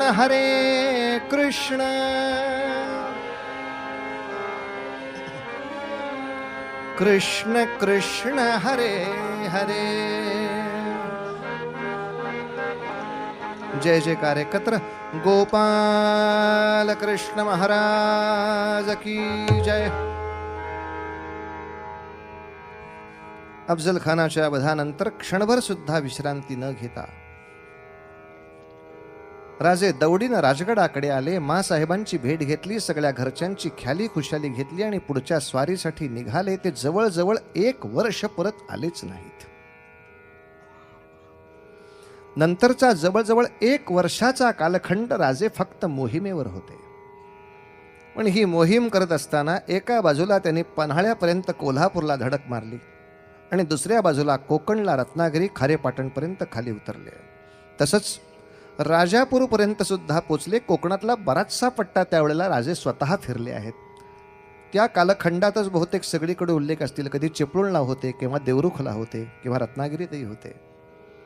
सागराची ते पाहणी करत होते. ज्या ज्या ठिकाणी आवश्यक तिथे जलदुर्गासाठी त्यांनी कामं सुरू केली. आपल्या हाती आरमार सुरक्षित ठेवण्यासाठी विजयदुर्ग, सुवर्णदुर्ग, सिंधुदुर्गासारखे किल्ले आपणही बांधायला हवेत. पण जुन्या काळामध्ये धर्मसंस्कृती अशी चित्रविचित्र झाली होती की समुद्र ओलांडला की धर्म गेला का काय अशी भीती वाटत असे. त्यामुळे सातत्याने गडबड अशी राहिली. 2 चुकीच्या समजुती डोक्यात बसल्या होत्या. एक, समुद्र ओलांडला तर धर्म जाईल, आणि दुसरी चुकीची समजूत, सिंधू नदी ओलांडली तर धर्म जाईल. याच एका चुकीच्या गोष्टीमुळे आक्रमणशाली हिंदुत्वच बंद झालं होतं. मोहम्मद कासिम 10 वेळा दिल्लीवर येऊन कोसळत होता, पण इकडचा पृथ्वीराज नावाचा राजा कधी सिंधू ओलांडून त्याच्या घरी जाऊन त्याच्या उरावर बसत नव्हता. का? सिंधू ओलांडली की धर्म जाईल. सिंधू ओलांडली की धर्म जाईल. समुद्रातनं अनेक चाचे इथे येऊन चाचेगिरी करत होते, पण त्याच समुद्रातनं जाऊन त्याच्या घरात जाऊन 2 कान फडत लावून, येवा आलास माझ्या देशात तर याद राख, येशील तर नीट येणे, तर धड तांगडीने पाठवणार नाही म्हणून सांगायला तिथं जावं. समुद्र ओलांडला की धर्म जाईल. शिवाजी राजे सुद्धा त्रासले होते या सगळ्या विचारांनी. पण रामायण डोळ्यासमोर पाहता असं लक्षात आलं की असं नाहीये पूर्वापार आपला नियम. स्वतः प्रभू रामचंद्र रावणाला संपवण्यासाठी समुद्र ओलांडूनच गेलेत. कुठं त्यांचा धर्म गेला? म्हणले ते देव असल्यामुळे त्यांना कोणी प्रायश्चित्त घ्या म्हटलं नसेल. पण ते एकटे नव्हते गेले, सगळे वानर पण गेले होते. त्यांना कुठं कोण प्रायश्चित्त देत बसलं होतं? तिकडे गेलात म्हणून आता प्रायश्चित्त घ्या. नाही, जेव्हा राज्याचा अधिकार वाढवण्यासाठी समुद्रापलीकडे जाणं आवश्यक आहे तेव्हा आवश्यकच आहे. ते पाप कुठलं? मुळात सगळी पृथ्वी हे भगवंताचंच रूप आहे हे मान्य केल्यानंतर तिथे जाण्यात काय पाप राहिलं? हा वेडेपणा आता टाळला पाहिजे. हे सगळे चाचे लेकाचे त्यांच्या देशातनं इथपर्यंत येतात. आपला पूर्वीच्याही काळी सामुद्रिक व्यापार होता. गोपालकृष्णांच्या काळापासून, द्वारकेच्या पासून अनेक जलयानं अनेक देशांपर्यंत तुमची आमची व्यापार करत होती. तो सगळा व्यापार आम्ही आमच्या मूर्खपणासाठी दवडला. कित्येक वेळेला संस्कृती म्हणून चुकीचं डोक्यात बसतं आणि त्याचंच मग पुढे कार्यवाहीत रूपांतर होतं. त्यामुळं आपल्या ज्या ज्या गोष्टी आपण आचरतो त्या सुद्धा थोड्या तपासून घेऊन मग आचरल्या तर वाईट नव्हे बरं. एक उदाहरण सांगतो की पुरे. वटपौर्णिमा हिंदूंनी साजरी करावी का? हो. पण आज ज्या पद्धतीनं केली जाते तशी करावी का? तर नाही. कारण आज बहुतांशी महाराष्ट्रामध्ये असा दुर्दैवी प्रकार चालू आहे की वटपौर्णिमेच्या आधी 8 दिवस वडाची झाडे तोडली जातात, त्याच्या फांद्या कापल्या जातात आणि त्या एक एक फांद्या विकायला गावात येतात. आणि मग प्रत्येक स्त्रीने एक फांदी विकत घ्यायची, त्याच्याखाली डालडाचा डबा आणि माती त्यातली विकत घ्यायची, ते आपल्या टिपाईवरती ठेवायचं घरातल्या आणि वरती पंखा लावून त्याला फेऱ्या. कोणी गाढवानी हे उपचार सांगितले नवीन? याला सगळ्या धर्माचार्यांनी म्हणून विरोध केला पाहिजे की वडाच्या वृक्षाची पूजा आहे, फांदीची नाही. वटसावित्रीच्या त्या पूजनाच्या फळासाठी वृक्षाची पूजा झाली पाहिजे, फांदीची नव्हे. मग तसं नसेल तर आपण राहुरी कृषी विद्यापीठाला, दापोली कृषी विद्यापीठाला अर्ज करा की आमच्याकडे फारसे वड नाही आहेत, इथे एखादं वडाचं झाड आणून लावा. ते रेडीमेड झाड आणून लावू शकतात. आता लावलंय कधी, येणार कधी हा सुद्धा प्रॉब्लेम नाही. इथे वड नसल्यामुळे आमचा वट नाही असं म्हणायचं नाही. ते झाड आणलं पाहिजे, त्या झाडाच्या सहवासामध्ये तुम्ही आम्ही गेलं पाहिजे. लक्षात घ्यायची गोष्ट, वटसावित्री पूजा केली पाहिजे का? धर्मश्रद्धा आहे, हो ते आवश्यक आहे. पण त्याची जी कृती आहे ही नीट तपासून घेऊन त्यातलं चूक असेल तर बाजूला केलंच पाहिजे. नवीन असेल चांगलं ते स्वीकारलंच पाहिजे. आमच्याकडे नाही एक गंमत झाली होती पूर्वी सांगितली की तुम्हाला एकदा मी. आमच्या काकू निघाल्या होत्या पूजेला, असे एका हातात तबक, पडी भांड. असं जाता जाता नेमकं झालं तर त्यांच्या पाठीला खास सुटली. आता दोन्ही हात अडकलेले, पाठ कशी घालवणार? मनात आलं होतं की रस्त्यात एक छोटं झाड दिसतंय, त्याला असं असं थोडंसं करून पुढे जाऊया. पण असं त्या झाडापाशी जावं एवढ्यात नवीन वटसावित्रीची पहिल्यांदाच पूजा करायला निघालेल्या तिघी चौघी एकदम मागणं आल्या, काकू काकू काकू. आता काय झाडापाशी जातीये,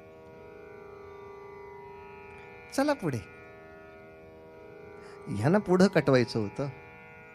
काकू तुम्ही चला ना, मी येतेच आहे, चला पुढे. या तिघींच्या चौघींच्या लक्षात आलं काकू आपल्याला पुढे कटवत आहेत म्हणजे काहीतरी गडबड आहे. त्याही शहाण्या पुढे गेल्या, एक चौक थांबल्या हळूच बघायला, गेल्या बिचाऱ्या. असं समजून काकू त्या झाडापाशी सरकल्याच.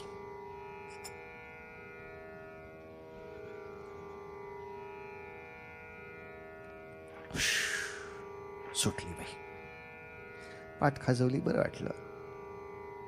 आता हे काकूनी काय केलं ते त्यांनी ह्यांना सांगितलं नाही, ह्यांनी त्यांना विचारलं नाही. त्यांना वाटलं हाही एक विधी आहे. काकूनी सांगितलं नाही आपल्याला, फसवलं आपल्याला. त्या सिनियर मोस्ट आहे, त्याने सांगायला पाहिजे की आधी या झाडाला पाठ घासून मग पूजेला बसायचं असतो. आता पुढच्या वटसावित्रीला जी बाई येते ती त्याच्या समोरच्या झाडाला पहिली पाठ घासते. पुढे हा काय वात्रटपणा चाललाय म्हणलं. ते तसं करतायत. ते तसं करतायत म्हणजे तू विचारून घे ना. आमच्याकडे नाही का आमचे कार्यकर्ते गणपती उत्सवाला पूजा सांगायला आम्ही बसलो, हां पुष्पम समर्पया, आम्ही फुलं वाहिली, पायाशी वाहिली, दुर्वा वाहा. कुठं वाहतात दुर्वा? ते सोंडेला 2 भोक असतात त्याच्यात दुर्वा घातल्या होत्या. अरे म्हणलं हे नाक आहे, तुझ्या नाकात घालतात का रे कोणी फुलं? कोणाच्या काकाने शिकवलं तुला? मग ते गुलाबाची 2 दांडकी होती ती कानात घातली ना तिने त्याच्या. किती विटंबना चालली आहे. आणि काय डेकोरेटिव्ह दिसतोय का नाही गणपती, तुझ्या कानात घाल फुलं. अरे असं करतात का बाळा? पूजा केली पाहिजे का नाही? तर हो, पण ही पद्धत आहे का? फुलं कशी वाहतात, दुर्वा कुठे वाहतात, त्या कशा वाहतात? चुकत असेल, हिंदू धर्मातल्याच लोकांनी हिंदू धर्माबद्दल बोलायचं म्हणजे काय, अंगात नको आल्यासारखं नको करूस. पूजा करणं हा विधी बरोबर आहे, पण त्यातली रीत चुकत असेल तर सुधारलीच पाहिजे. ती सुधारली पाहिजे बाबा. पूजा करू नको कोण म्हणत नाही, पण गंध लावण्याची पद्धत आहे असते ना. हित म्हणजे एखाद्याच्या टाळक्यात दगड मारल्यासारखा तो असा गोळा करून फटकन काहीतरी कपाळावर मारायचा त्याच्या. ते किती त्यातलं डोळ्यात उपटून जात असेल, किती नाकात जात असेल. हे काय करताय? गंध लावतोय म्हणले. मेले तुला गंध लावताना आरशात बघून अगदी इकडून लावू का तिकडून लावू का तिकडून लावू करत असते. देवाला आंघोळ घालायची म्हणजे शॉवर खालीच. का असं करावं? मी मुंबईला तर अशी माणसं बघितली, ती चाळणीत देव घेतात आणि बेसिनवर जाऊन आंघोळ घालतात. पाणी साठायला नको, कुठं जाऊन टाकायला नको त्याला. तुळशीची पूजा व्हायला पाहिजे मान्य आहे, पण तुळस घरात चांगली लावली पाहिजे हो. त्यासाठी एक तुळशीचं झाड एक गॅलरीमध्ये वाढवायला फार अवघड नसतं. पण आपल्या आचार विचारांना सुद्धा, त्या पूजेच्या विधींना सुद्धा थोडं नीट लक्षात घेऊन, त्यातलं आजही काही समाज हितघातक असेल तर तेही बाजूला करून, जे समाज उपयोगी आहे असं त्याच्यामध्ये एखादं स्वरूप घेऊन. आता खूप छान गोष्टी झाल्यात. पूर्वी वाढदिवस म्हटलं की मेले सगळे चॉकलेटच वाटायचे. तू का चॉकलेट वाटतो? ह्यानी वाटली म्हणून. आता माणसं चांगली झाली का नाही? आता वाढदिवसाला पुस्तकं वाटतात. पूर्वी धान्याची तुला करून धान्य देतात, पण धान्य जास्त वेळ टिकेल असं नाही. आता वह्यांची सुद्धा तुला करतात. मग तुला दान करावं का? तुला दान या शब्दाचा अर्थ नीट घ्यावं. तो विधी मान्य आहे, पण त्याच्यामध्ये समजा काही थोडेसे इकडचे तिकडचे छान बदल करता आले. चपलांचे काही कोणी तुला दान करत नाही, ते तेवढं लोकांना कळतंच.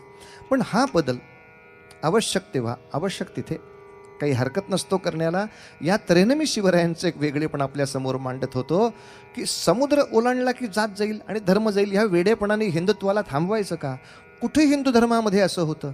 आम्ही 50 वेळा समुद्र ओलांडले, समुद्र वलयांकित पृथ्वीचं राज्य केल्याचं महाभारतामधल्या आमच्या राजांचं वर्णन असताना का आम्ही आमच्या डोक्यात चुकीचं घेतलंय? नाही, ही चूक सुधारली पाहिजे. समुद्रामध्ये दुर्ग उभे केले, ओलांडायचा समुद्र, काही हरकत नाही. सब भू गोपाल की उसमें अटक कहा, जिसके मन में अटक है वो अटक रहा. सगळी देवाची भूमी आहे, त्या देवाचं राज्य उभं करण्यासाठी आपल्याला जायचं आहे. शिवाजी राजांनी किती गोष्टी बदलाव्यात. मधल्या एका स्वारीमध्ये आदिलशहाच्या एका सरदारांनी शिवाजी राजांच्या सासूरवाडीवर हल्ला केला होता. त्या सासूरवाडीचं काही वैर नव्हतं किंवा युद्धामध्ये ते निंबाळकर उतरलेले नव्हते. वैर एकच होतं, ते शिवाजीचे नातेवाईक होते. म्हणून फलटणवरती स्वारी केली, त्या सगळ्या फलटणचा विध्वंस केला. त्याच्याबरोबरीनं बजाजी निंबाळकर जो शिवाजी राजांचा मेहुणा, त्याला धर्मांतरित केला. आणि अफजल खान वधानंतरच्या कालखंडामध्ये जेव्हा त्यांच्यापर्यंत ही अर्जी आली की बजाजी त्या कैदेतनं कसा बसा सुटला, आणि त्याची इच्छा अशी आहे की मला परत माझ्या धर्मामध्ये यायची इच्छा आहे,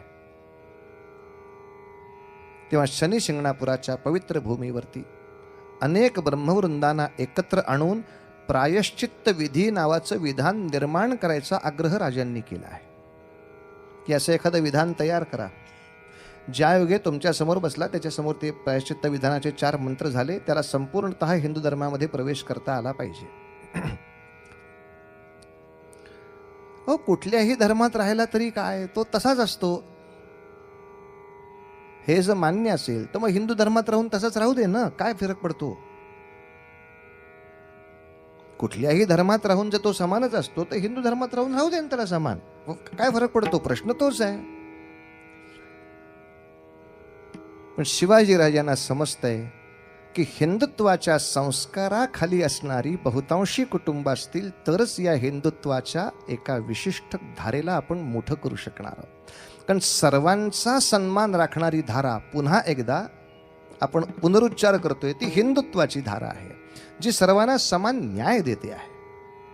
बाकीच्या धारेमध्ये ते फारसं दृष्टीला पडत नाही. अनेक लंकांमध्ये विभीषण आहेत, नाही असं नाही, पण दुर्दैवाने अन्याय करणाऱ्यांची चढती भाजणी सातत्याने राहते. त्यांनी सतत पंचायत होत राहणार. किंबहुना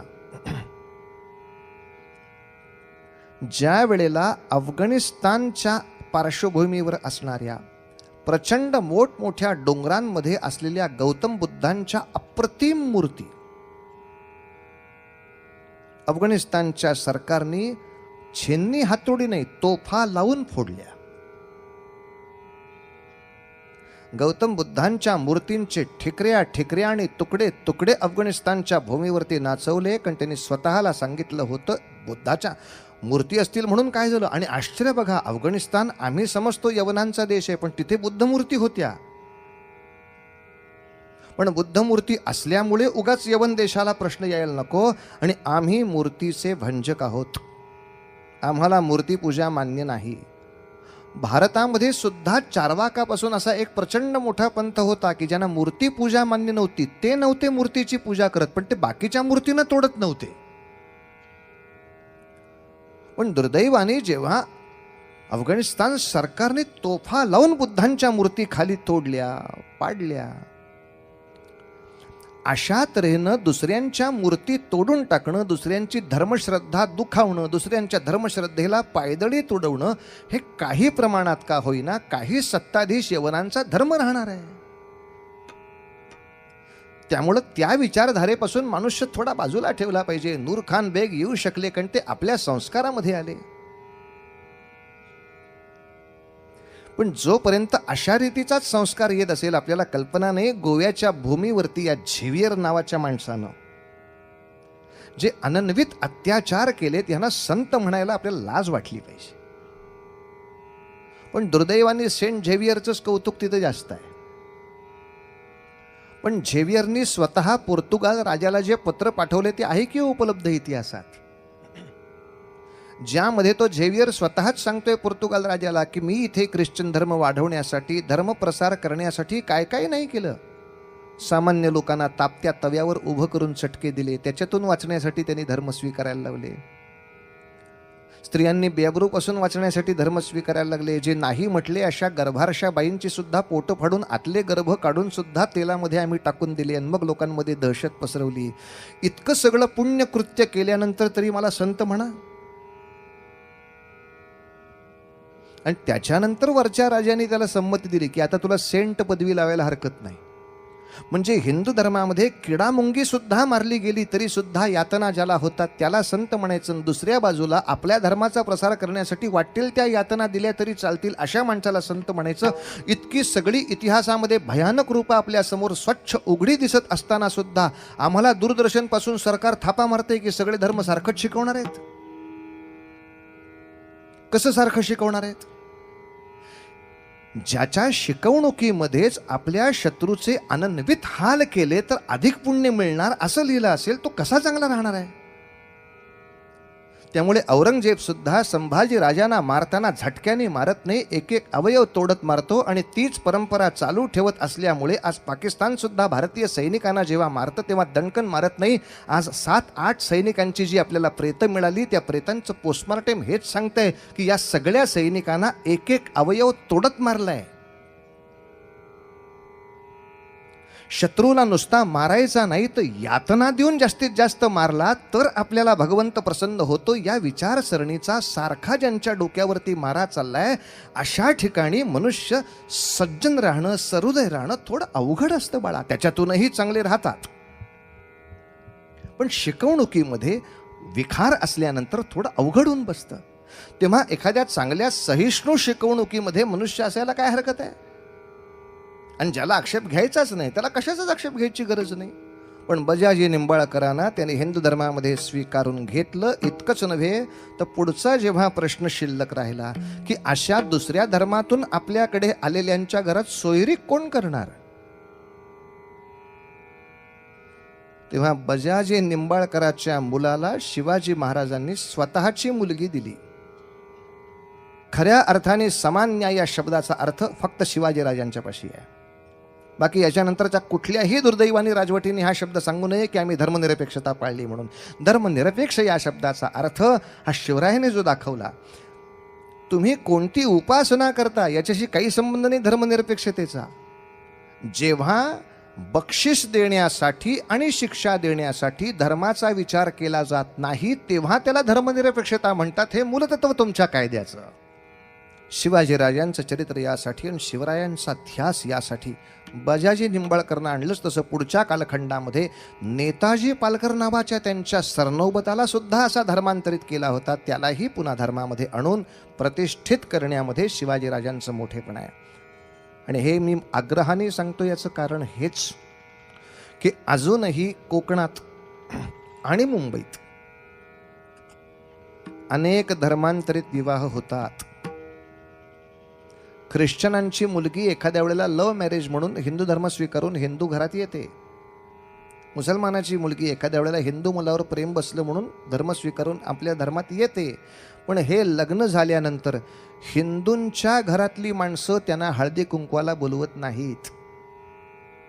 आणि जे बोलवत नाहीत हे खरे शिवद्रोही लोक आहेत.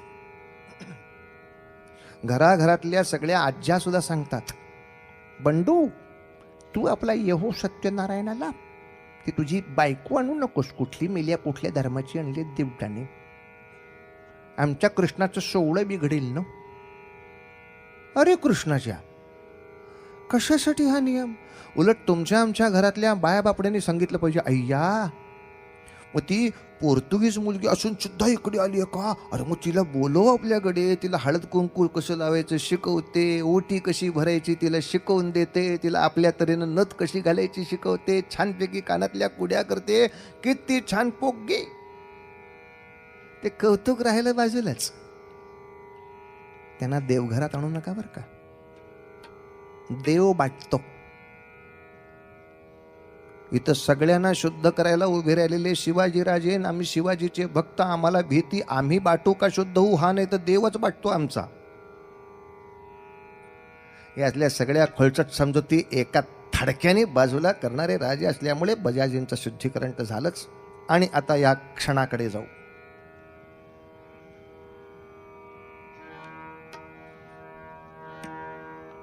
पुन्हा एकदा आदिलशहा विचार करतो आहे. शिवाजी राजा काही आटपत नाही. अफजल खानासारखा एक मातब्बर सरदार गेल्यानंतर सुद्धा पठ्यानं एवढं मोठं राज्य उभं केलं. एका बाजूला कोकणामध्ये एक एक दुर्ग उभे करतोय. अफजल खानाने किती पोती सोनं पाठवलं होतं सांगितलं? जवळजवळ 30 पोती सोनं होतं. 30 पोती नाही, पिंप. जहाजावर 30 पिंप आणली होती सोनं भरून कोकणामध्ये वाटून लोकांना फेटवायला. पण राजापूरवरती स्वारी करून राजापूरच्या इंग्रजानं अफजल खानाची 3 गलबते तिथं उभी करू दिली. म्हणून हेंद्रीला पहिला बोलवून घेतला. काय रे शेंद्र्या हेंद्र्या इकडे म्हण, तू इथं व्यापार करायला आलाय ना? ओ यास. मग यास काय फास काय का? हा, अफजल खानाची गलबत संरक्षण करण्यासाठी तुझा बंदूकवाला तिथं का उभा आहे? तू म्हणायचं आम्ही आमच्या दुकानात असतो, तिथं कोणाला उभं करायचं तुमचं तुम्ही बघा. आमचं त्यांचं काही वेळ असेल, आमचं त्यांची काही मारामारी असेल, तू कोणाच्याही मध्ये पडायचं नाही. व्यापार करायचं ना तुला फक्त. Okay okay. आता तू हे केल्याबद्दल तुला शिक्षा. काय शिक्षा? 30च्या 30 पिंप राजगडाकडे जाऊ द्यात. गेली सगळी अफजल खानाने आणलेली सोन्याची पिंप राजगडावर गेली. पुन्हा याद राख, जर आमच्या कोणाच्याही भांडणाच्या बाजूला कोणाही कडे गेलास मग तूही नाही तुझा व्यापारही नाही. ध्यान में रखना. त्यांनी लेखी केला. We British have come here वगैरे वगैरे वगैरे सगळं त्यांनी लिहिलं. त्याच्या पद्धतीने काय लिहायचं ते कागद गुंडाळी करून दिला. ध्यान में रहना.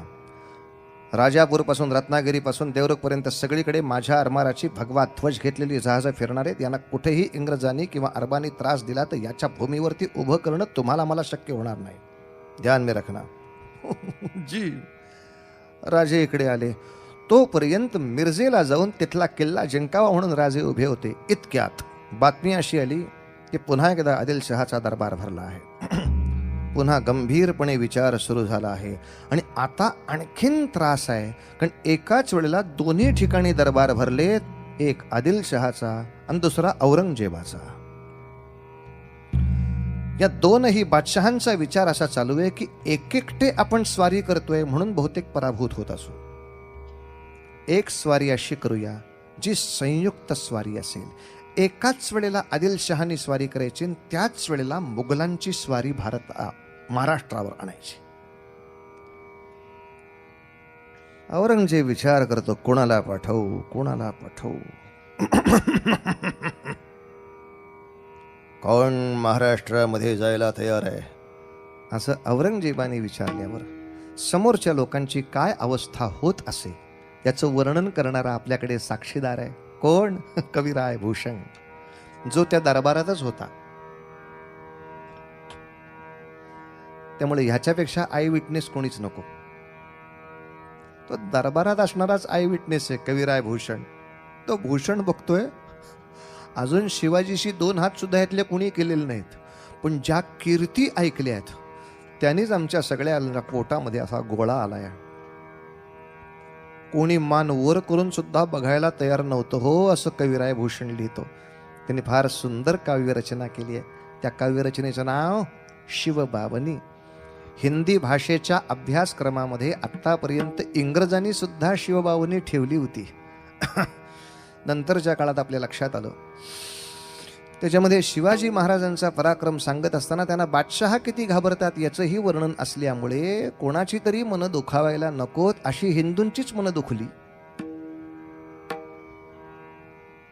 आणि आमच्याच संतांनी सांगितलं, हे शिकवूच नका, पराक्रम शिकवायचा नाही. पण त्याच्यामध्ये वर्णन असं आहे, अर्थात हिंदीमधलं वर्णन वेगळं आहे. याचं मराठी भाषांतर एका फार मोठ्या माणसाने केलंय. तो हिंदीच माणूस आहे, दुर्गाप्रसाद तिवारी नावाचा. हा मनुष्य मूळ हिंदी आहे, पण तो महाराष्ट्रात बराच काळ राहिल्यामुळे त्याला मराठी भाषेची तितकीच उत्तम जाण आहे. त्यामुळे त्यांनी अख्खी शिवबावनी मराठीत केली आहे. आज नेटवर पण ती उपलब्ध आहे. कोणाला कौतुक असेल तर खरंच ती घ्या आणि शाळेच्या गॅदरिंगमध्ये पोरांना पाठ करून म्हणायला सांगा, म्हणजे मस्त आहे काव्य रचना. हा हा हा हा हा, दिल तो पागल है, याच्यापेक्षा बरं आहे. शिवबावनी खूप बरी आहे. मराठीमधलं मंदार माला हे वृत्त तिवारीने त्यासाठी वापरलंय. देवी उमे कालिके आदिशक्ती शिवानंदिनी भक्त कल्याणिनी.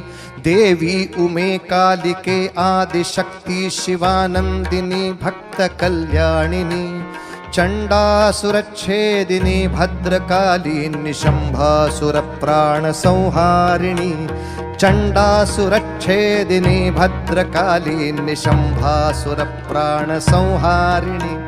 दाक्षायणी शैलराजेंद्र कन्ये जगत्स्वामिनी राजराजेश्वरी. दाक्षायणी शैलराजेंद्र कन्ये जगत्स्वामिनी राजराजेश्वरी. कुळाची भवानी तुला प्रार्थितो हा शिवाजी रणी दे जय स्वामिनी. कुळाची भवानी तुला प्रार्थितो हा शिवाजी रणी दे जय स्वामिनी. देवी उमे कालिके आदिशक्ती शिवानंदिनी भक्त कल्याणिनी. देवी उमे कालिके आदिशक्ती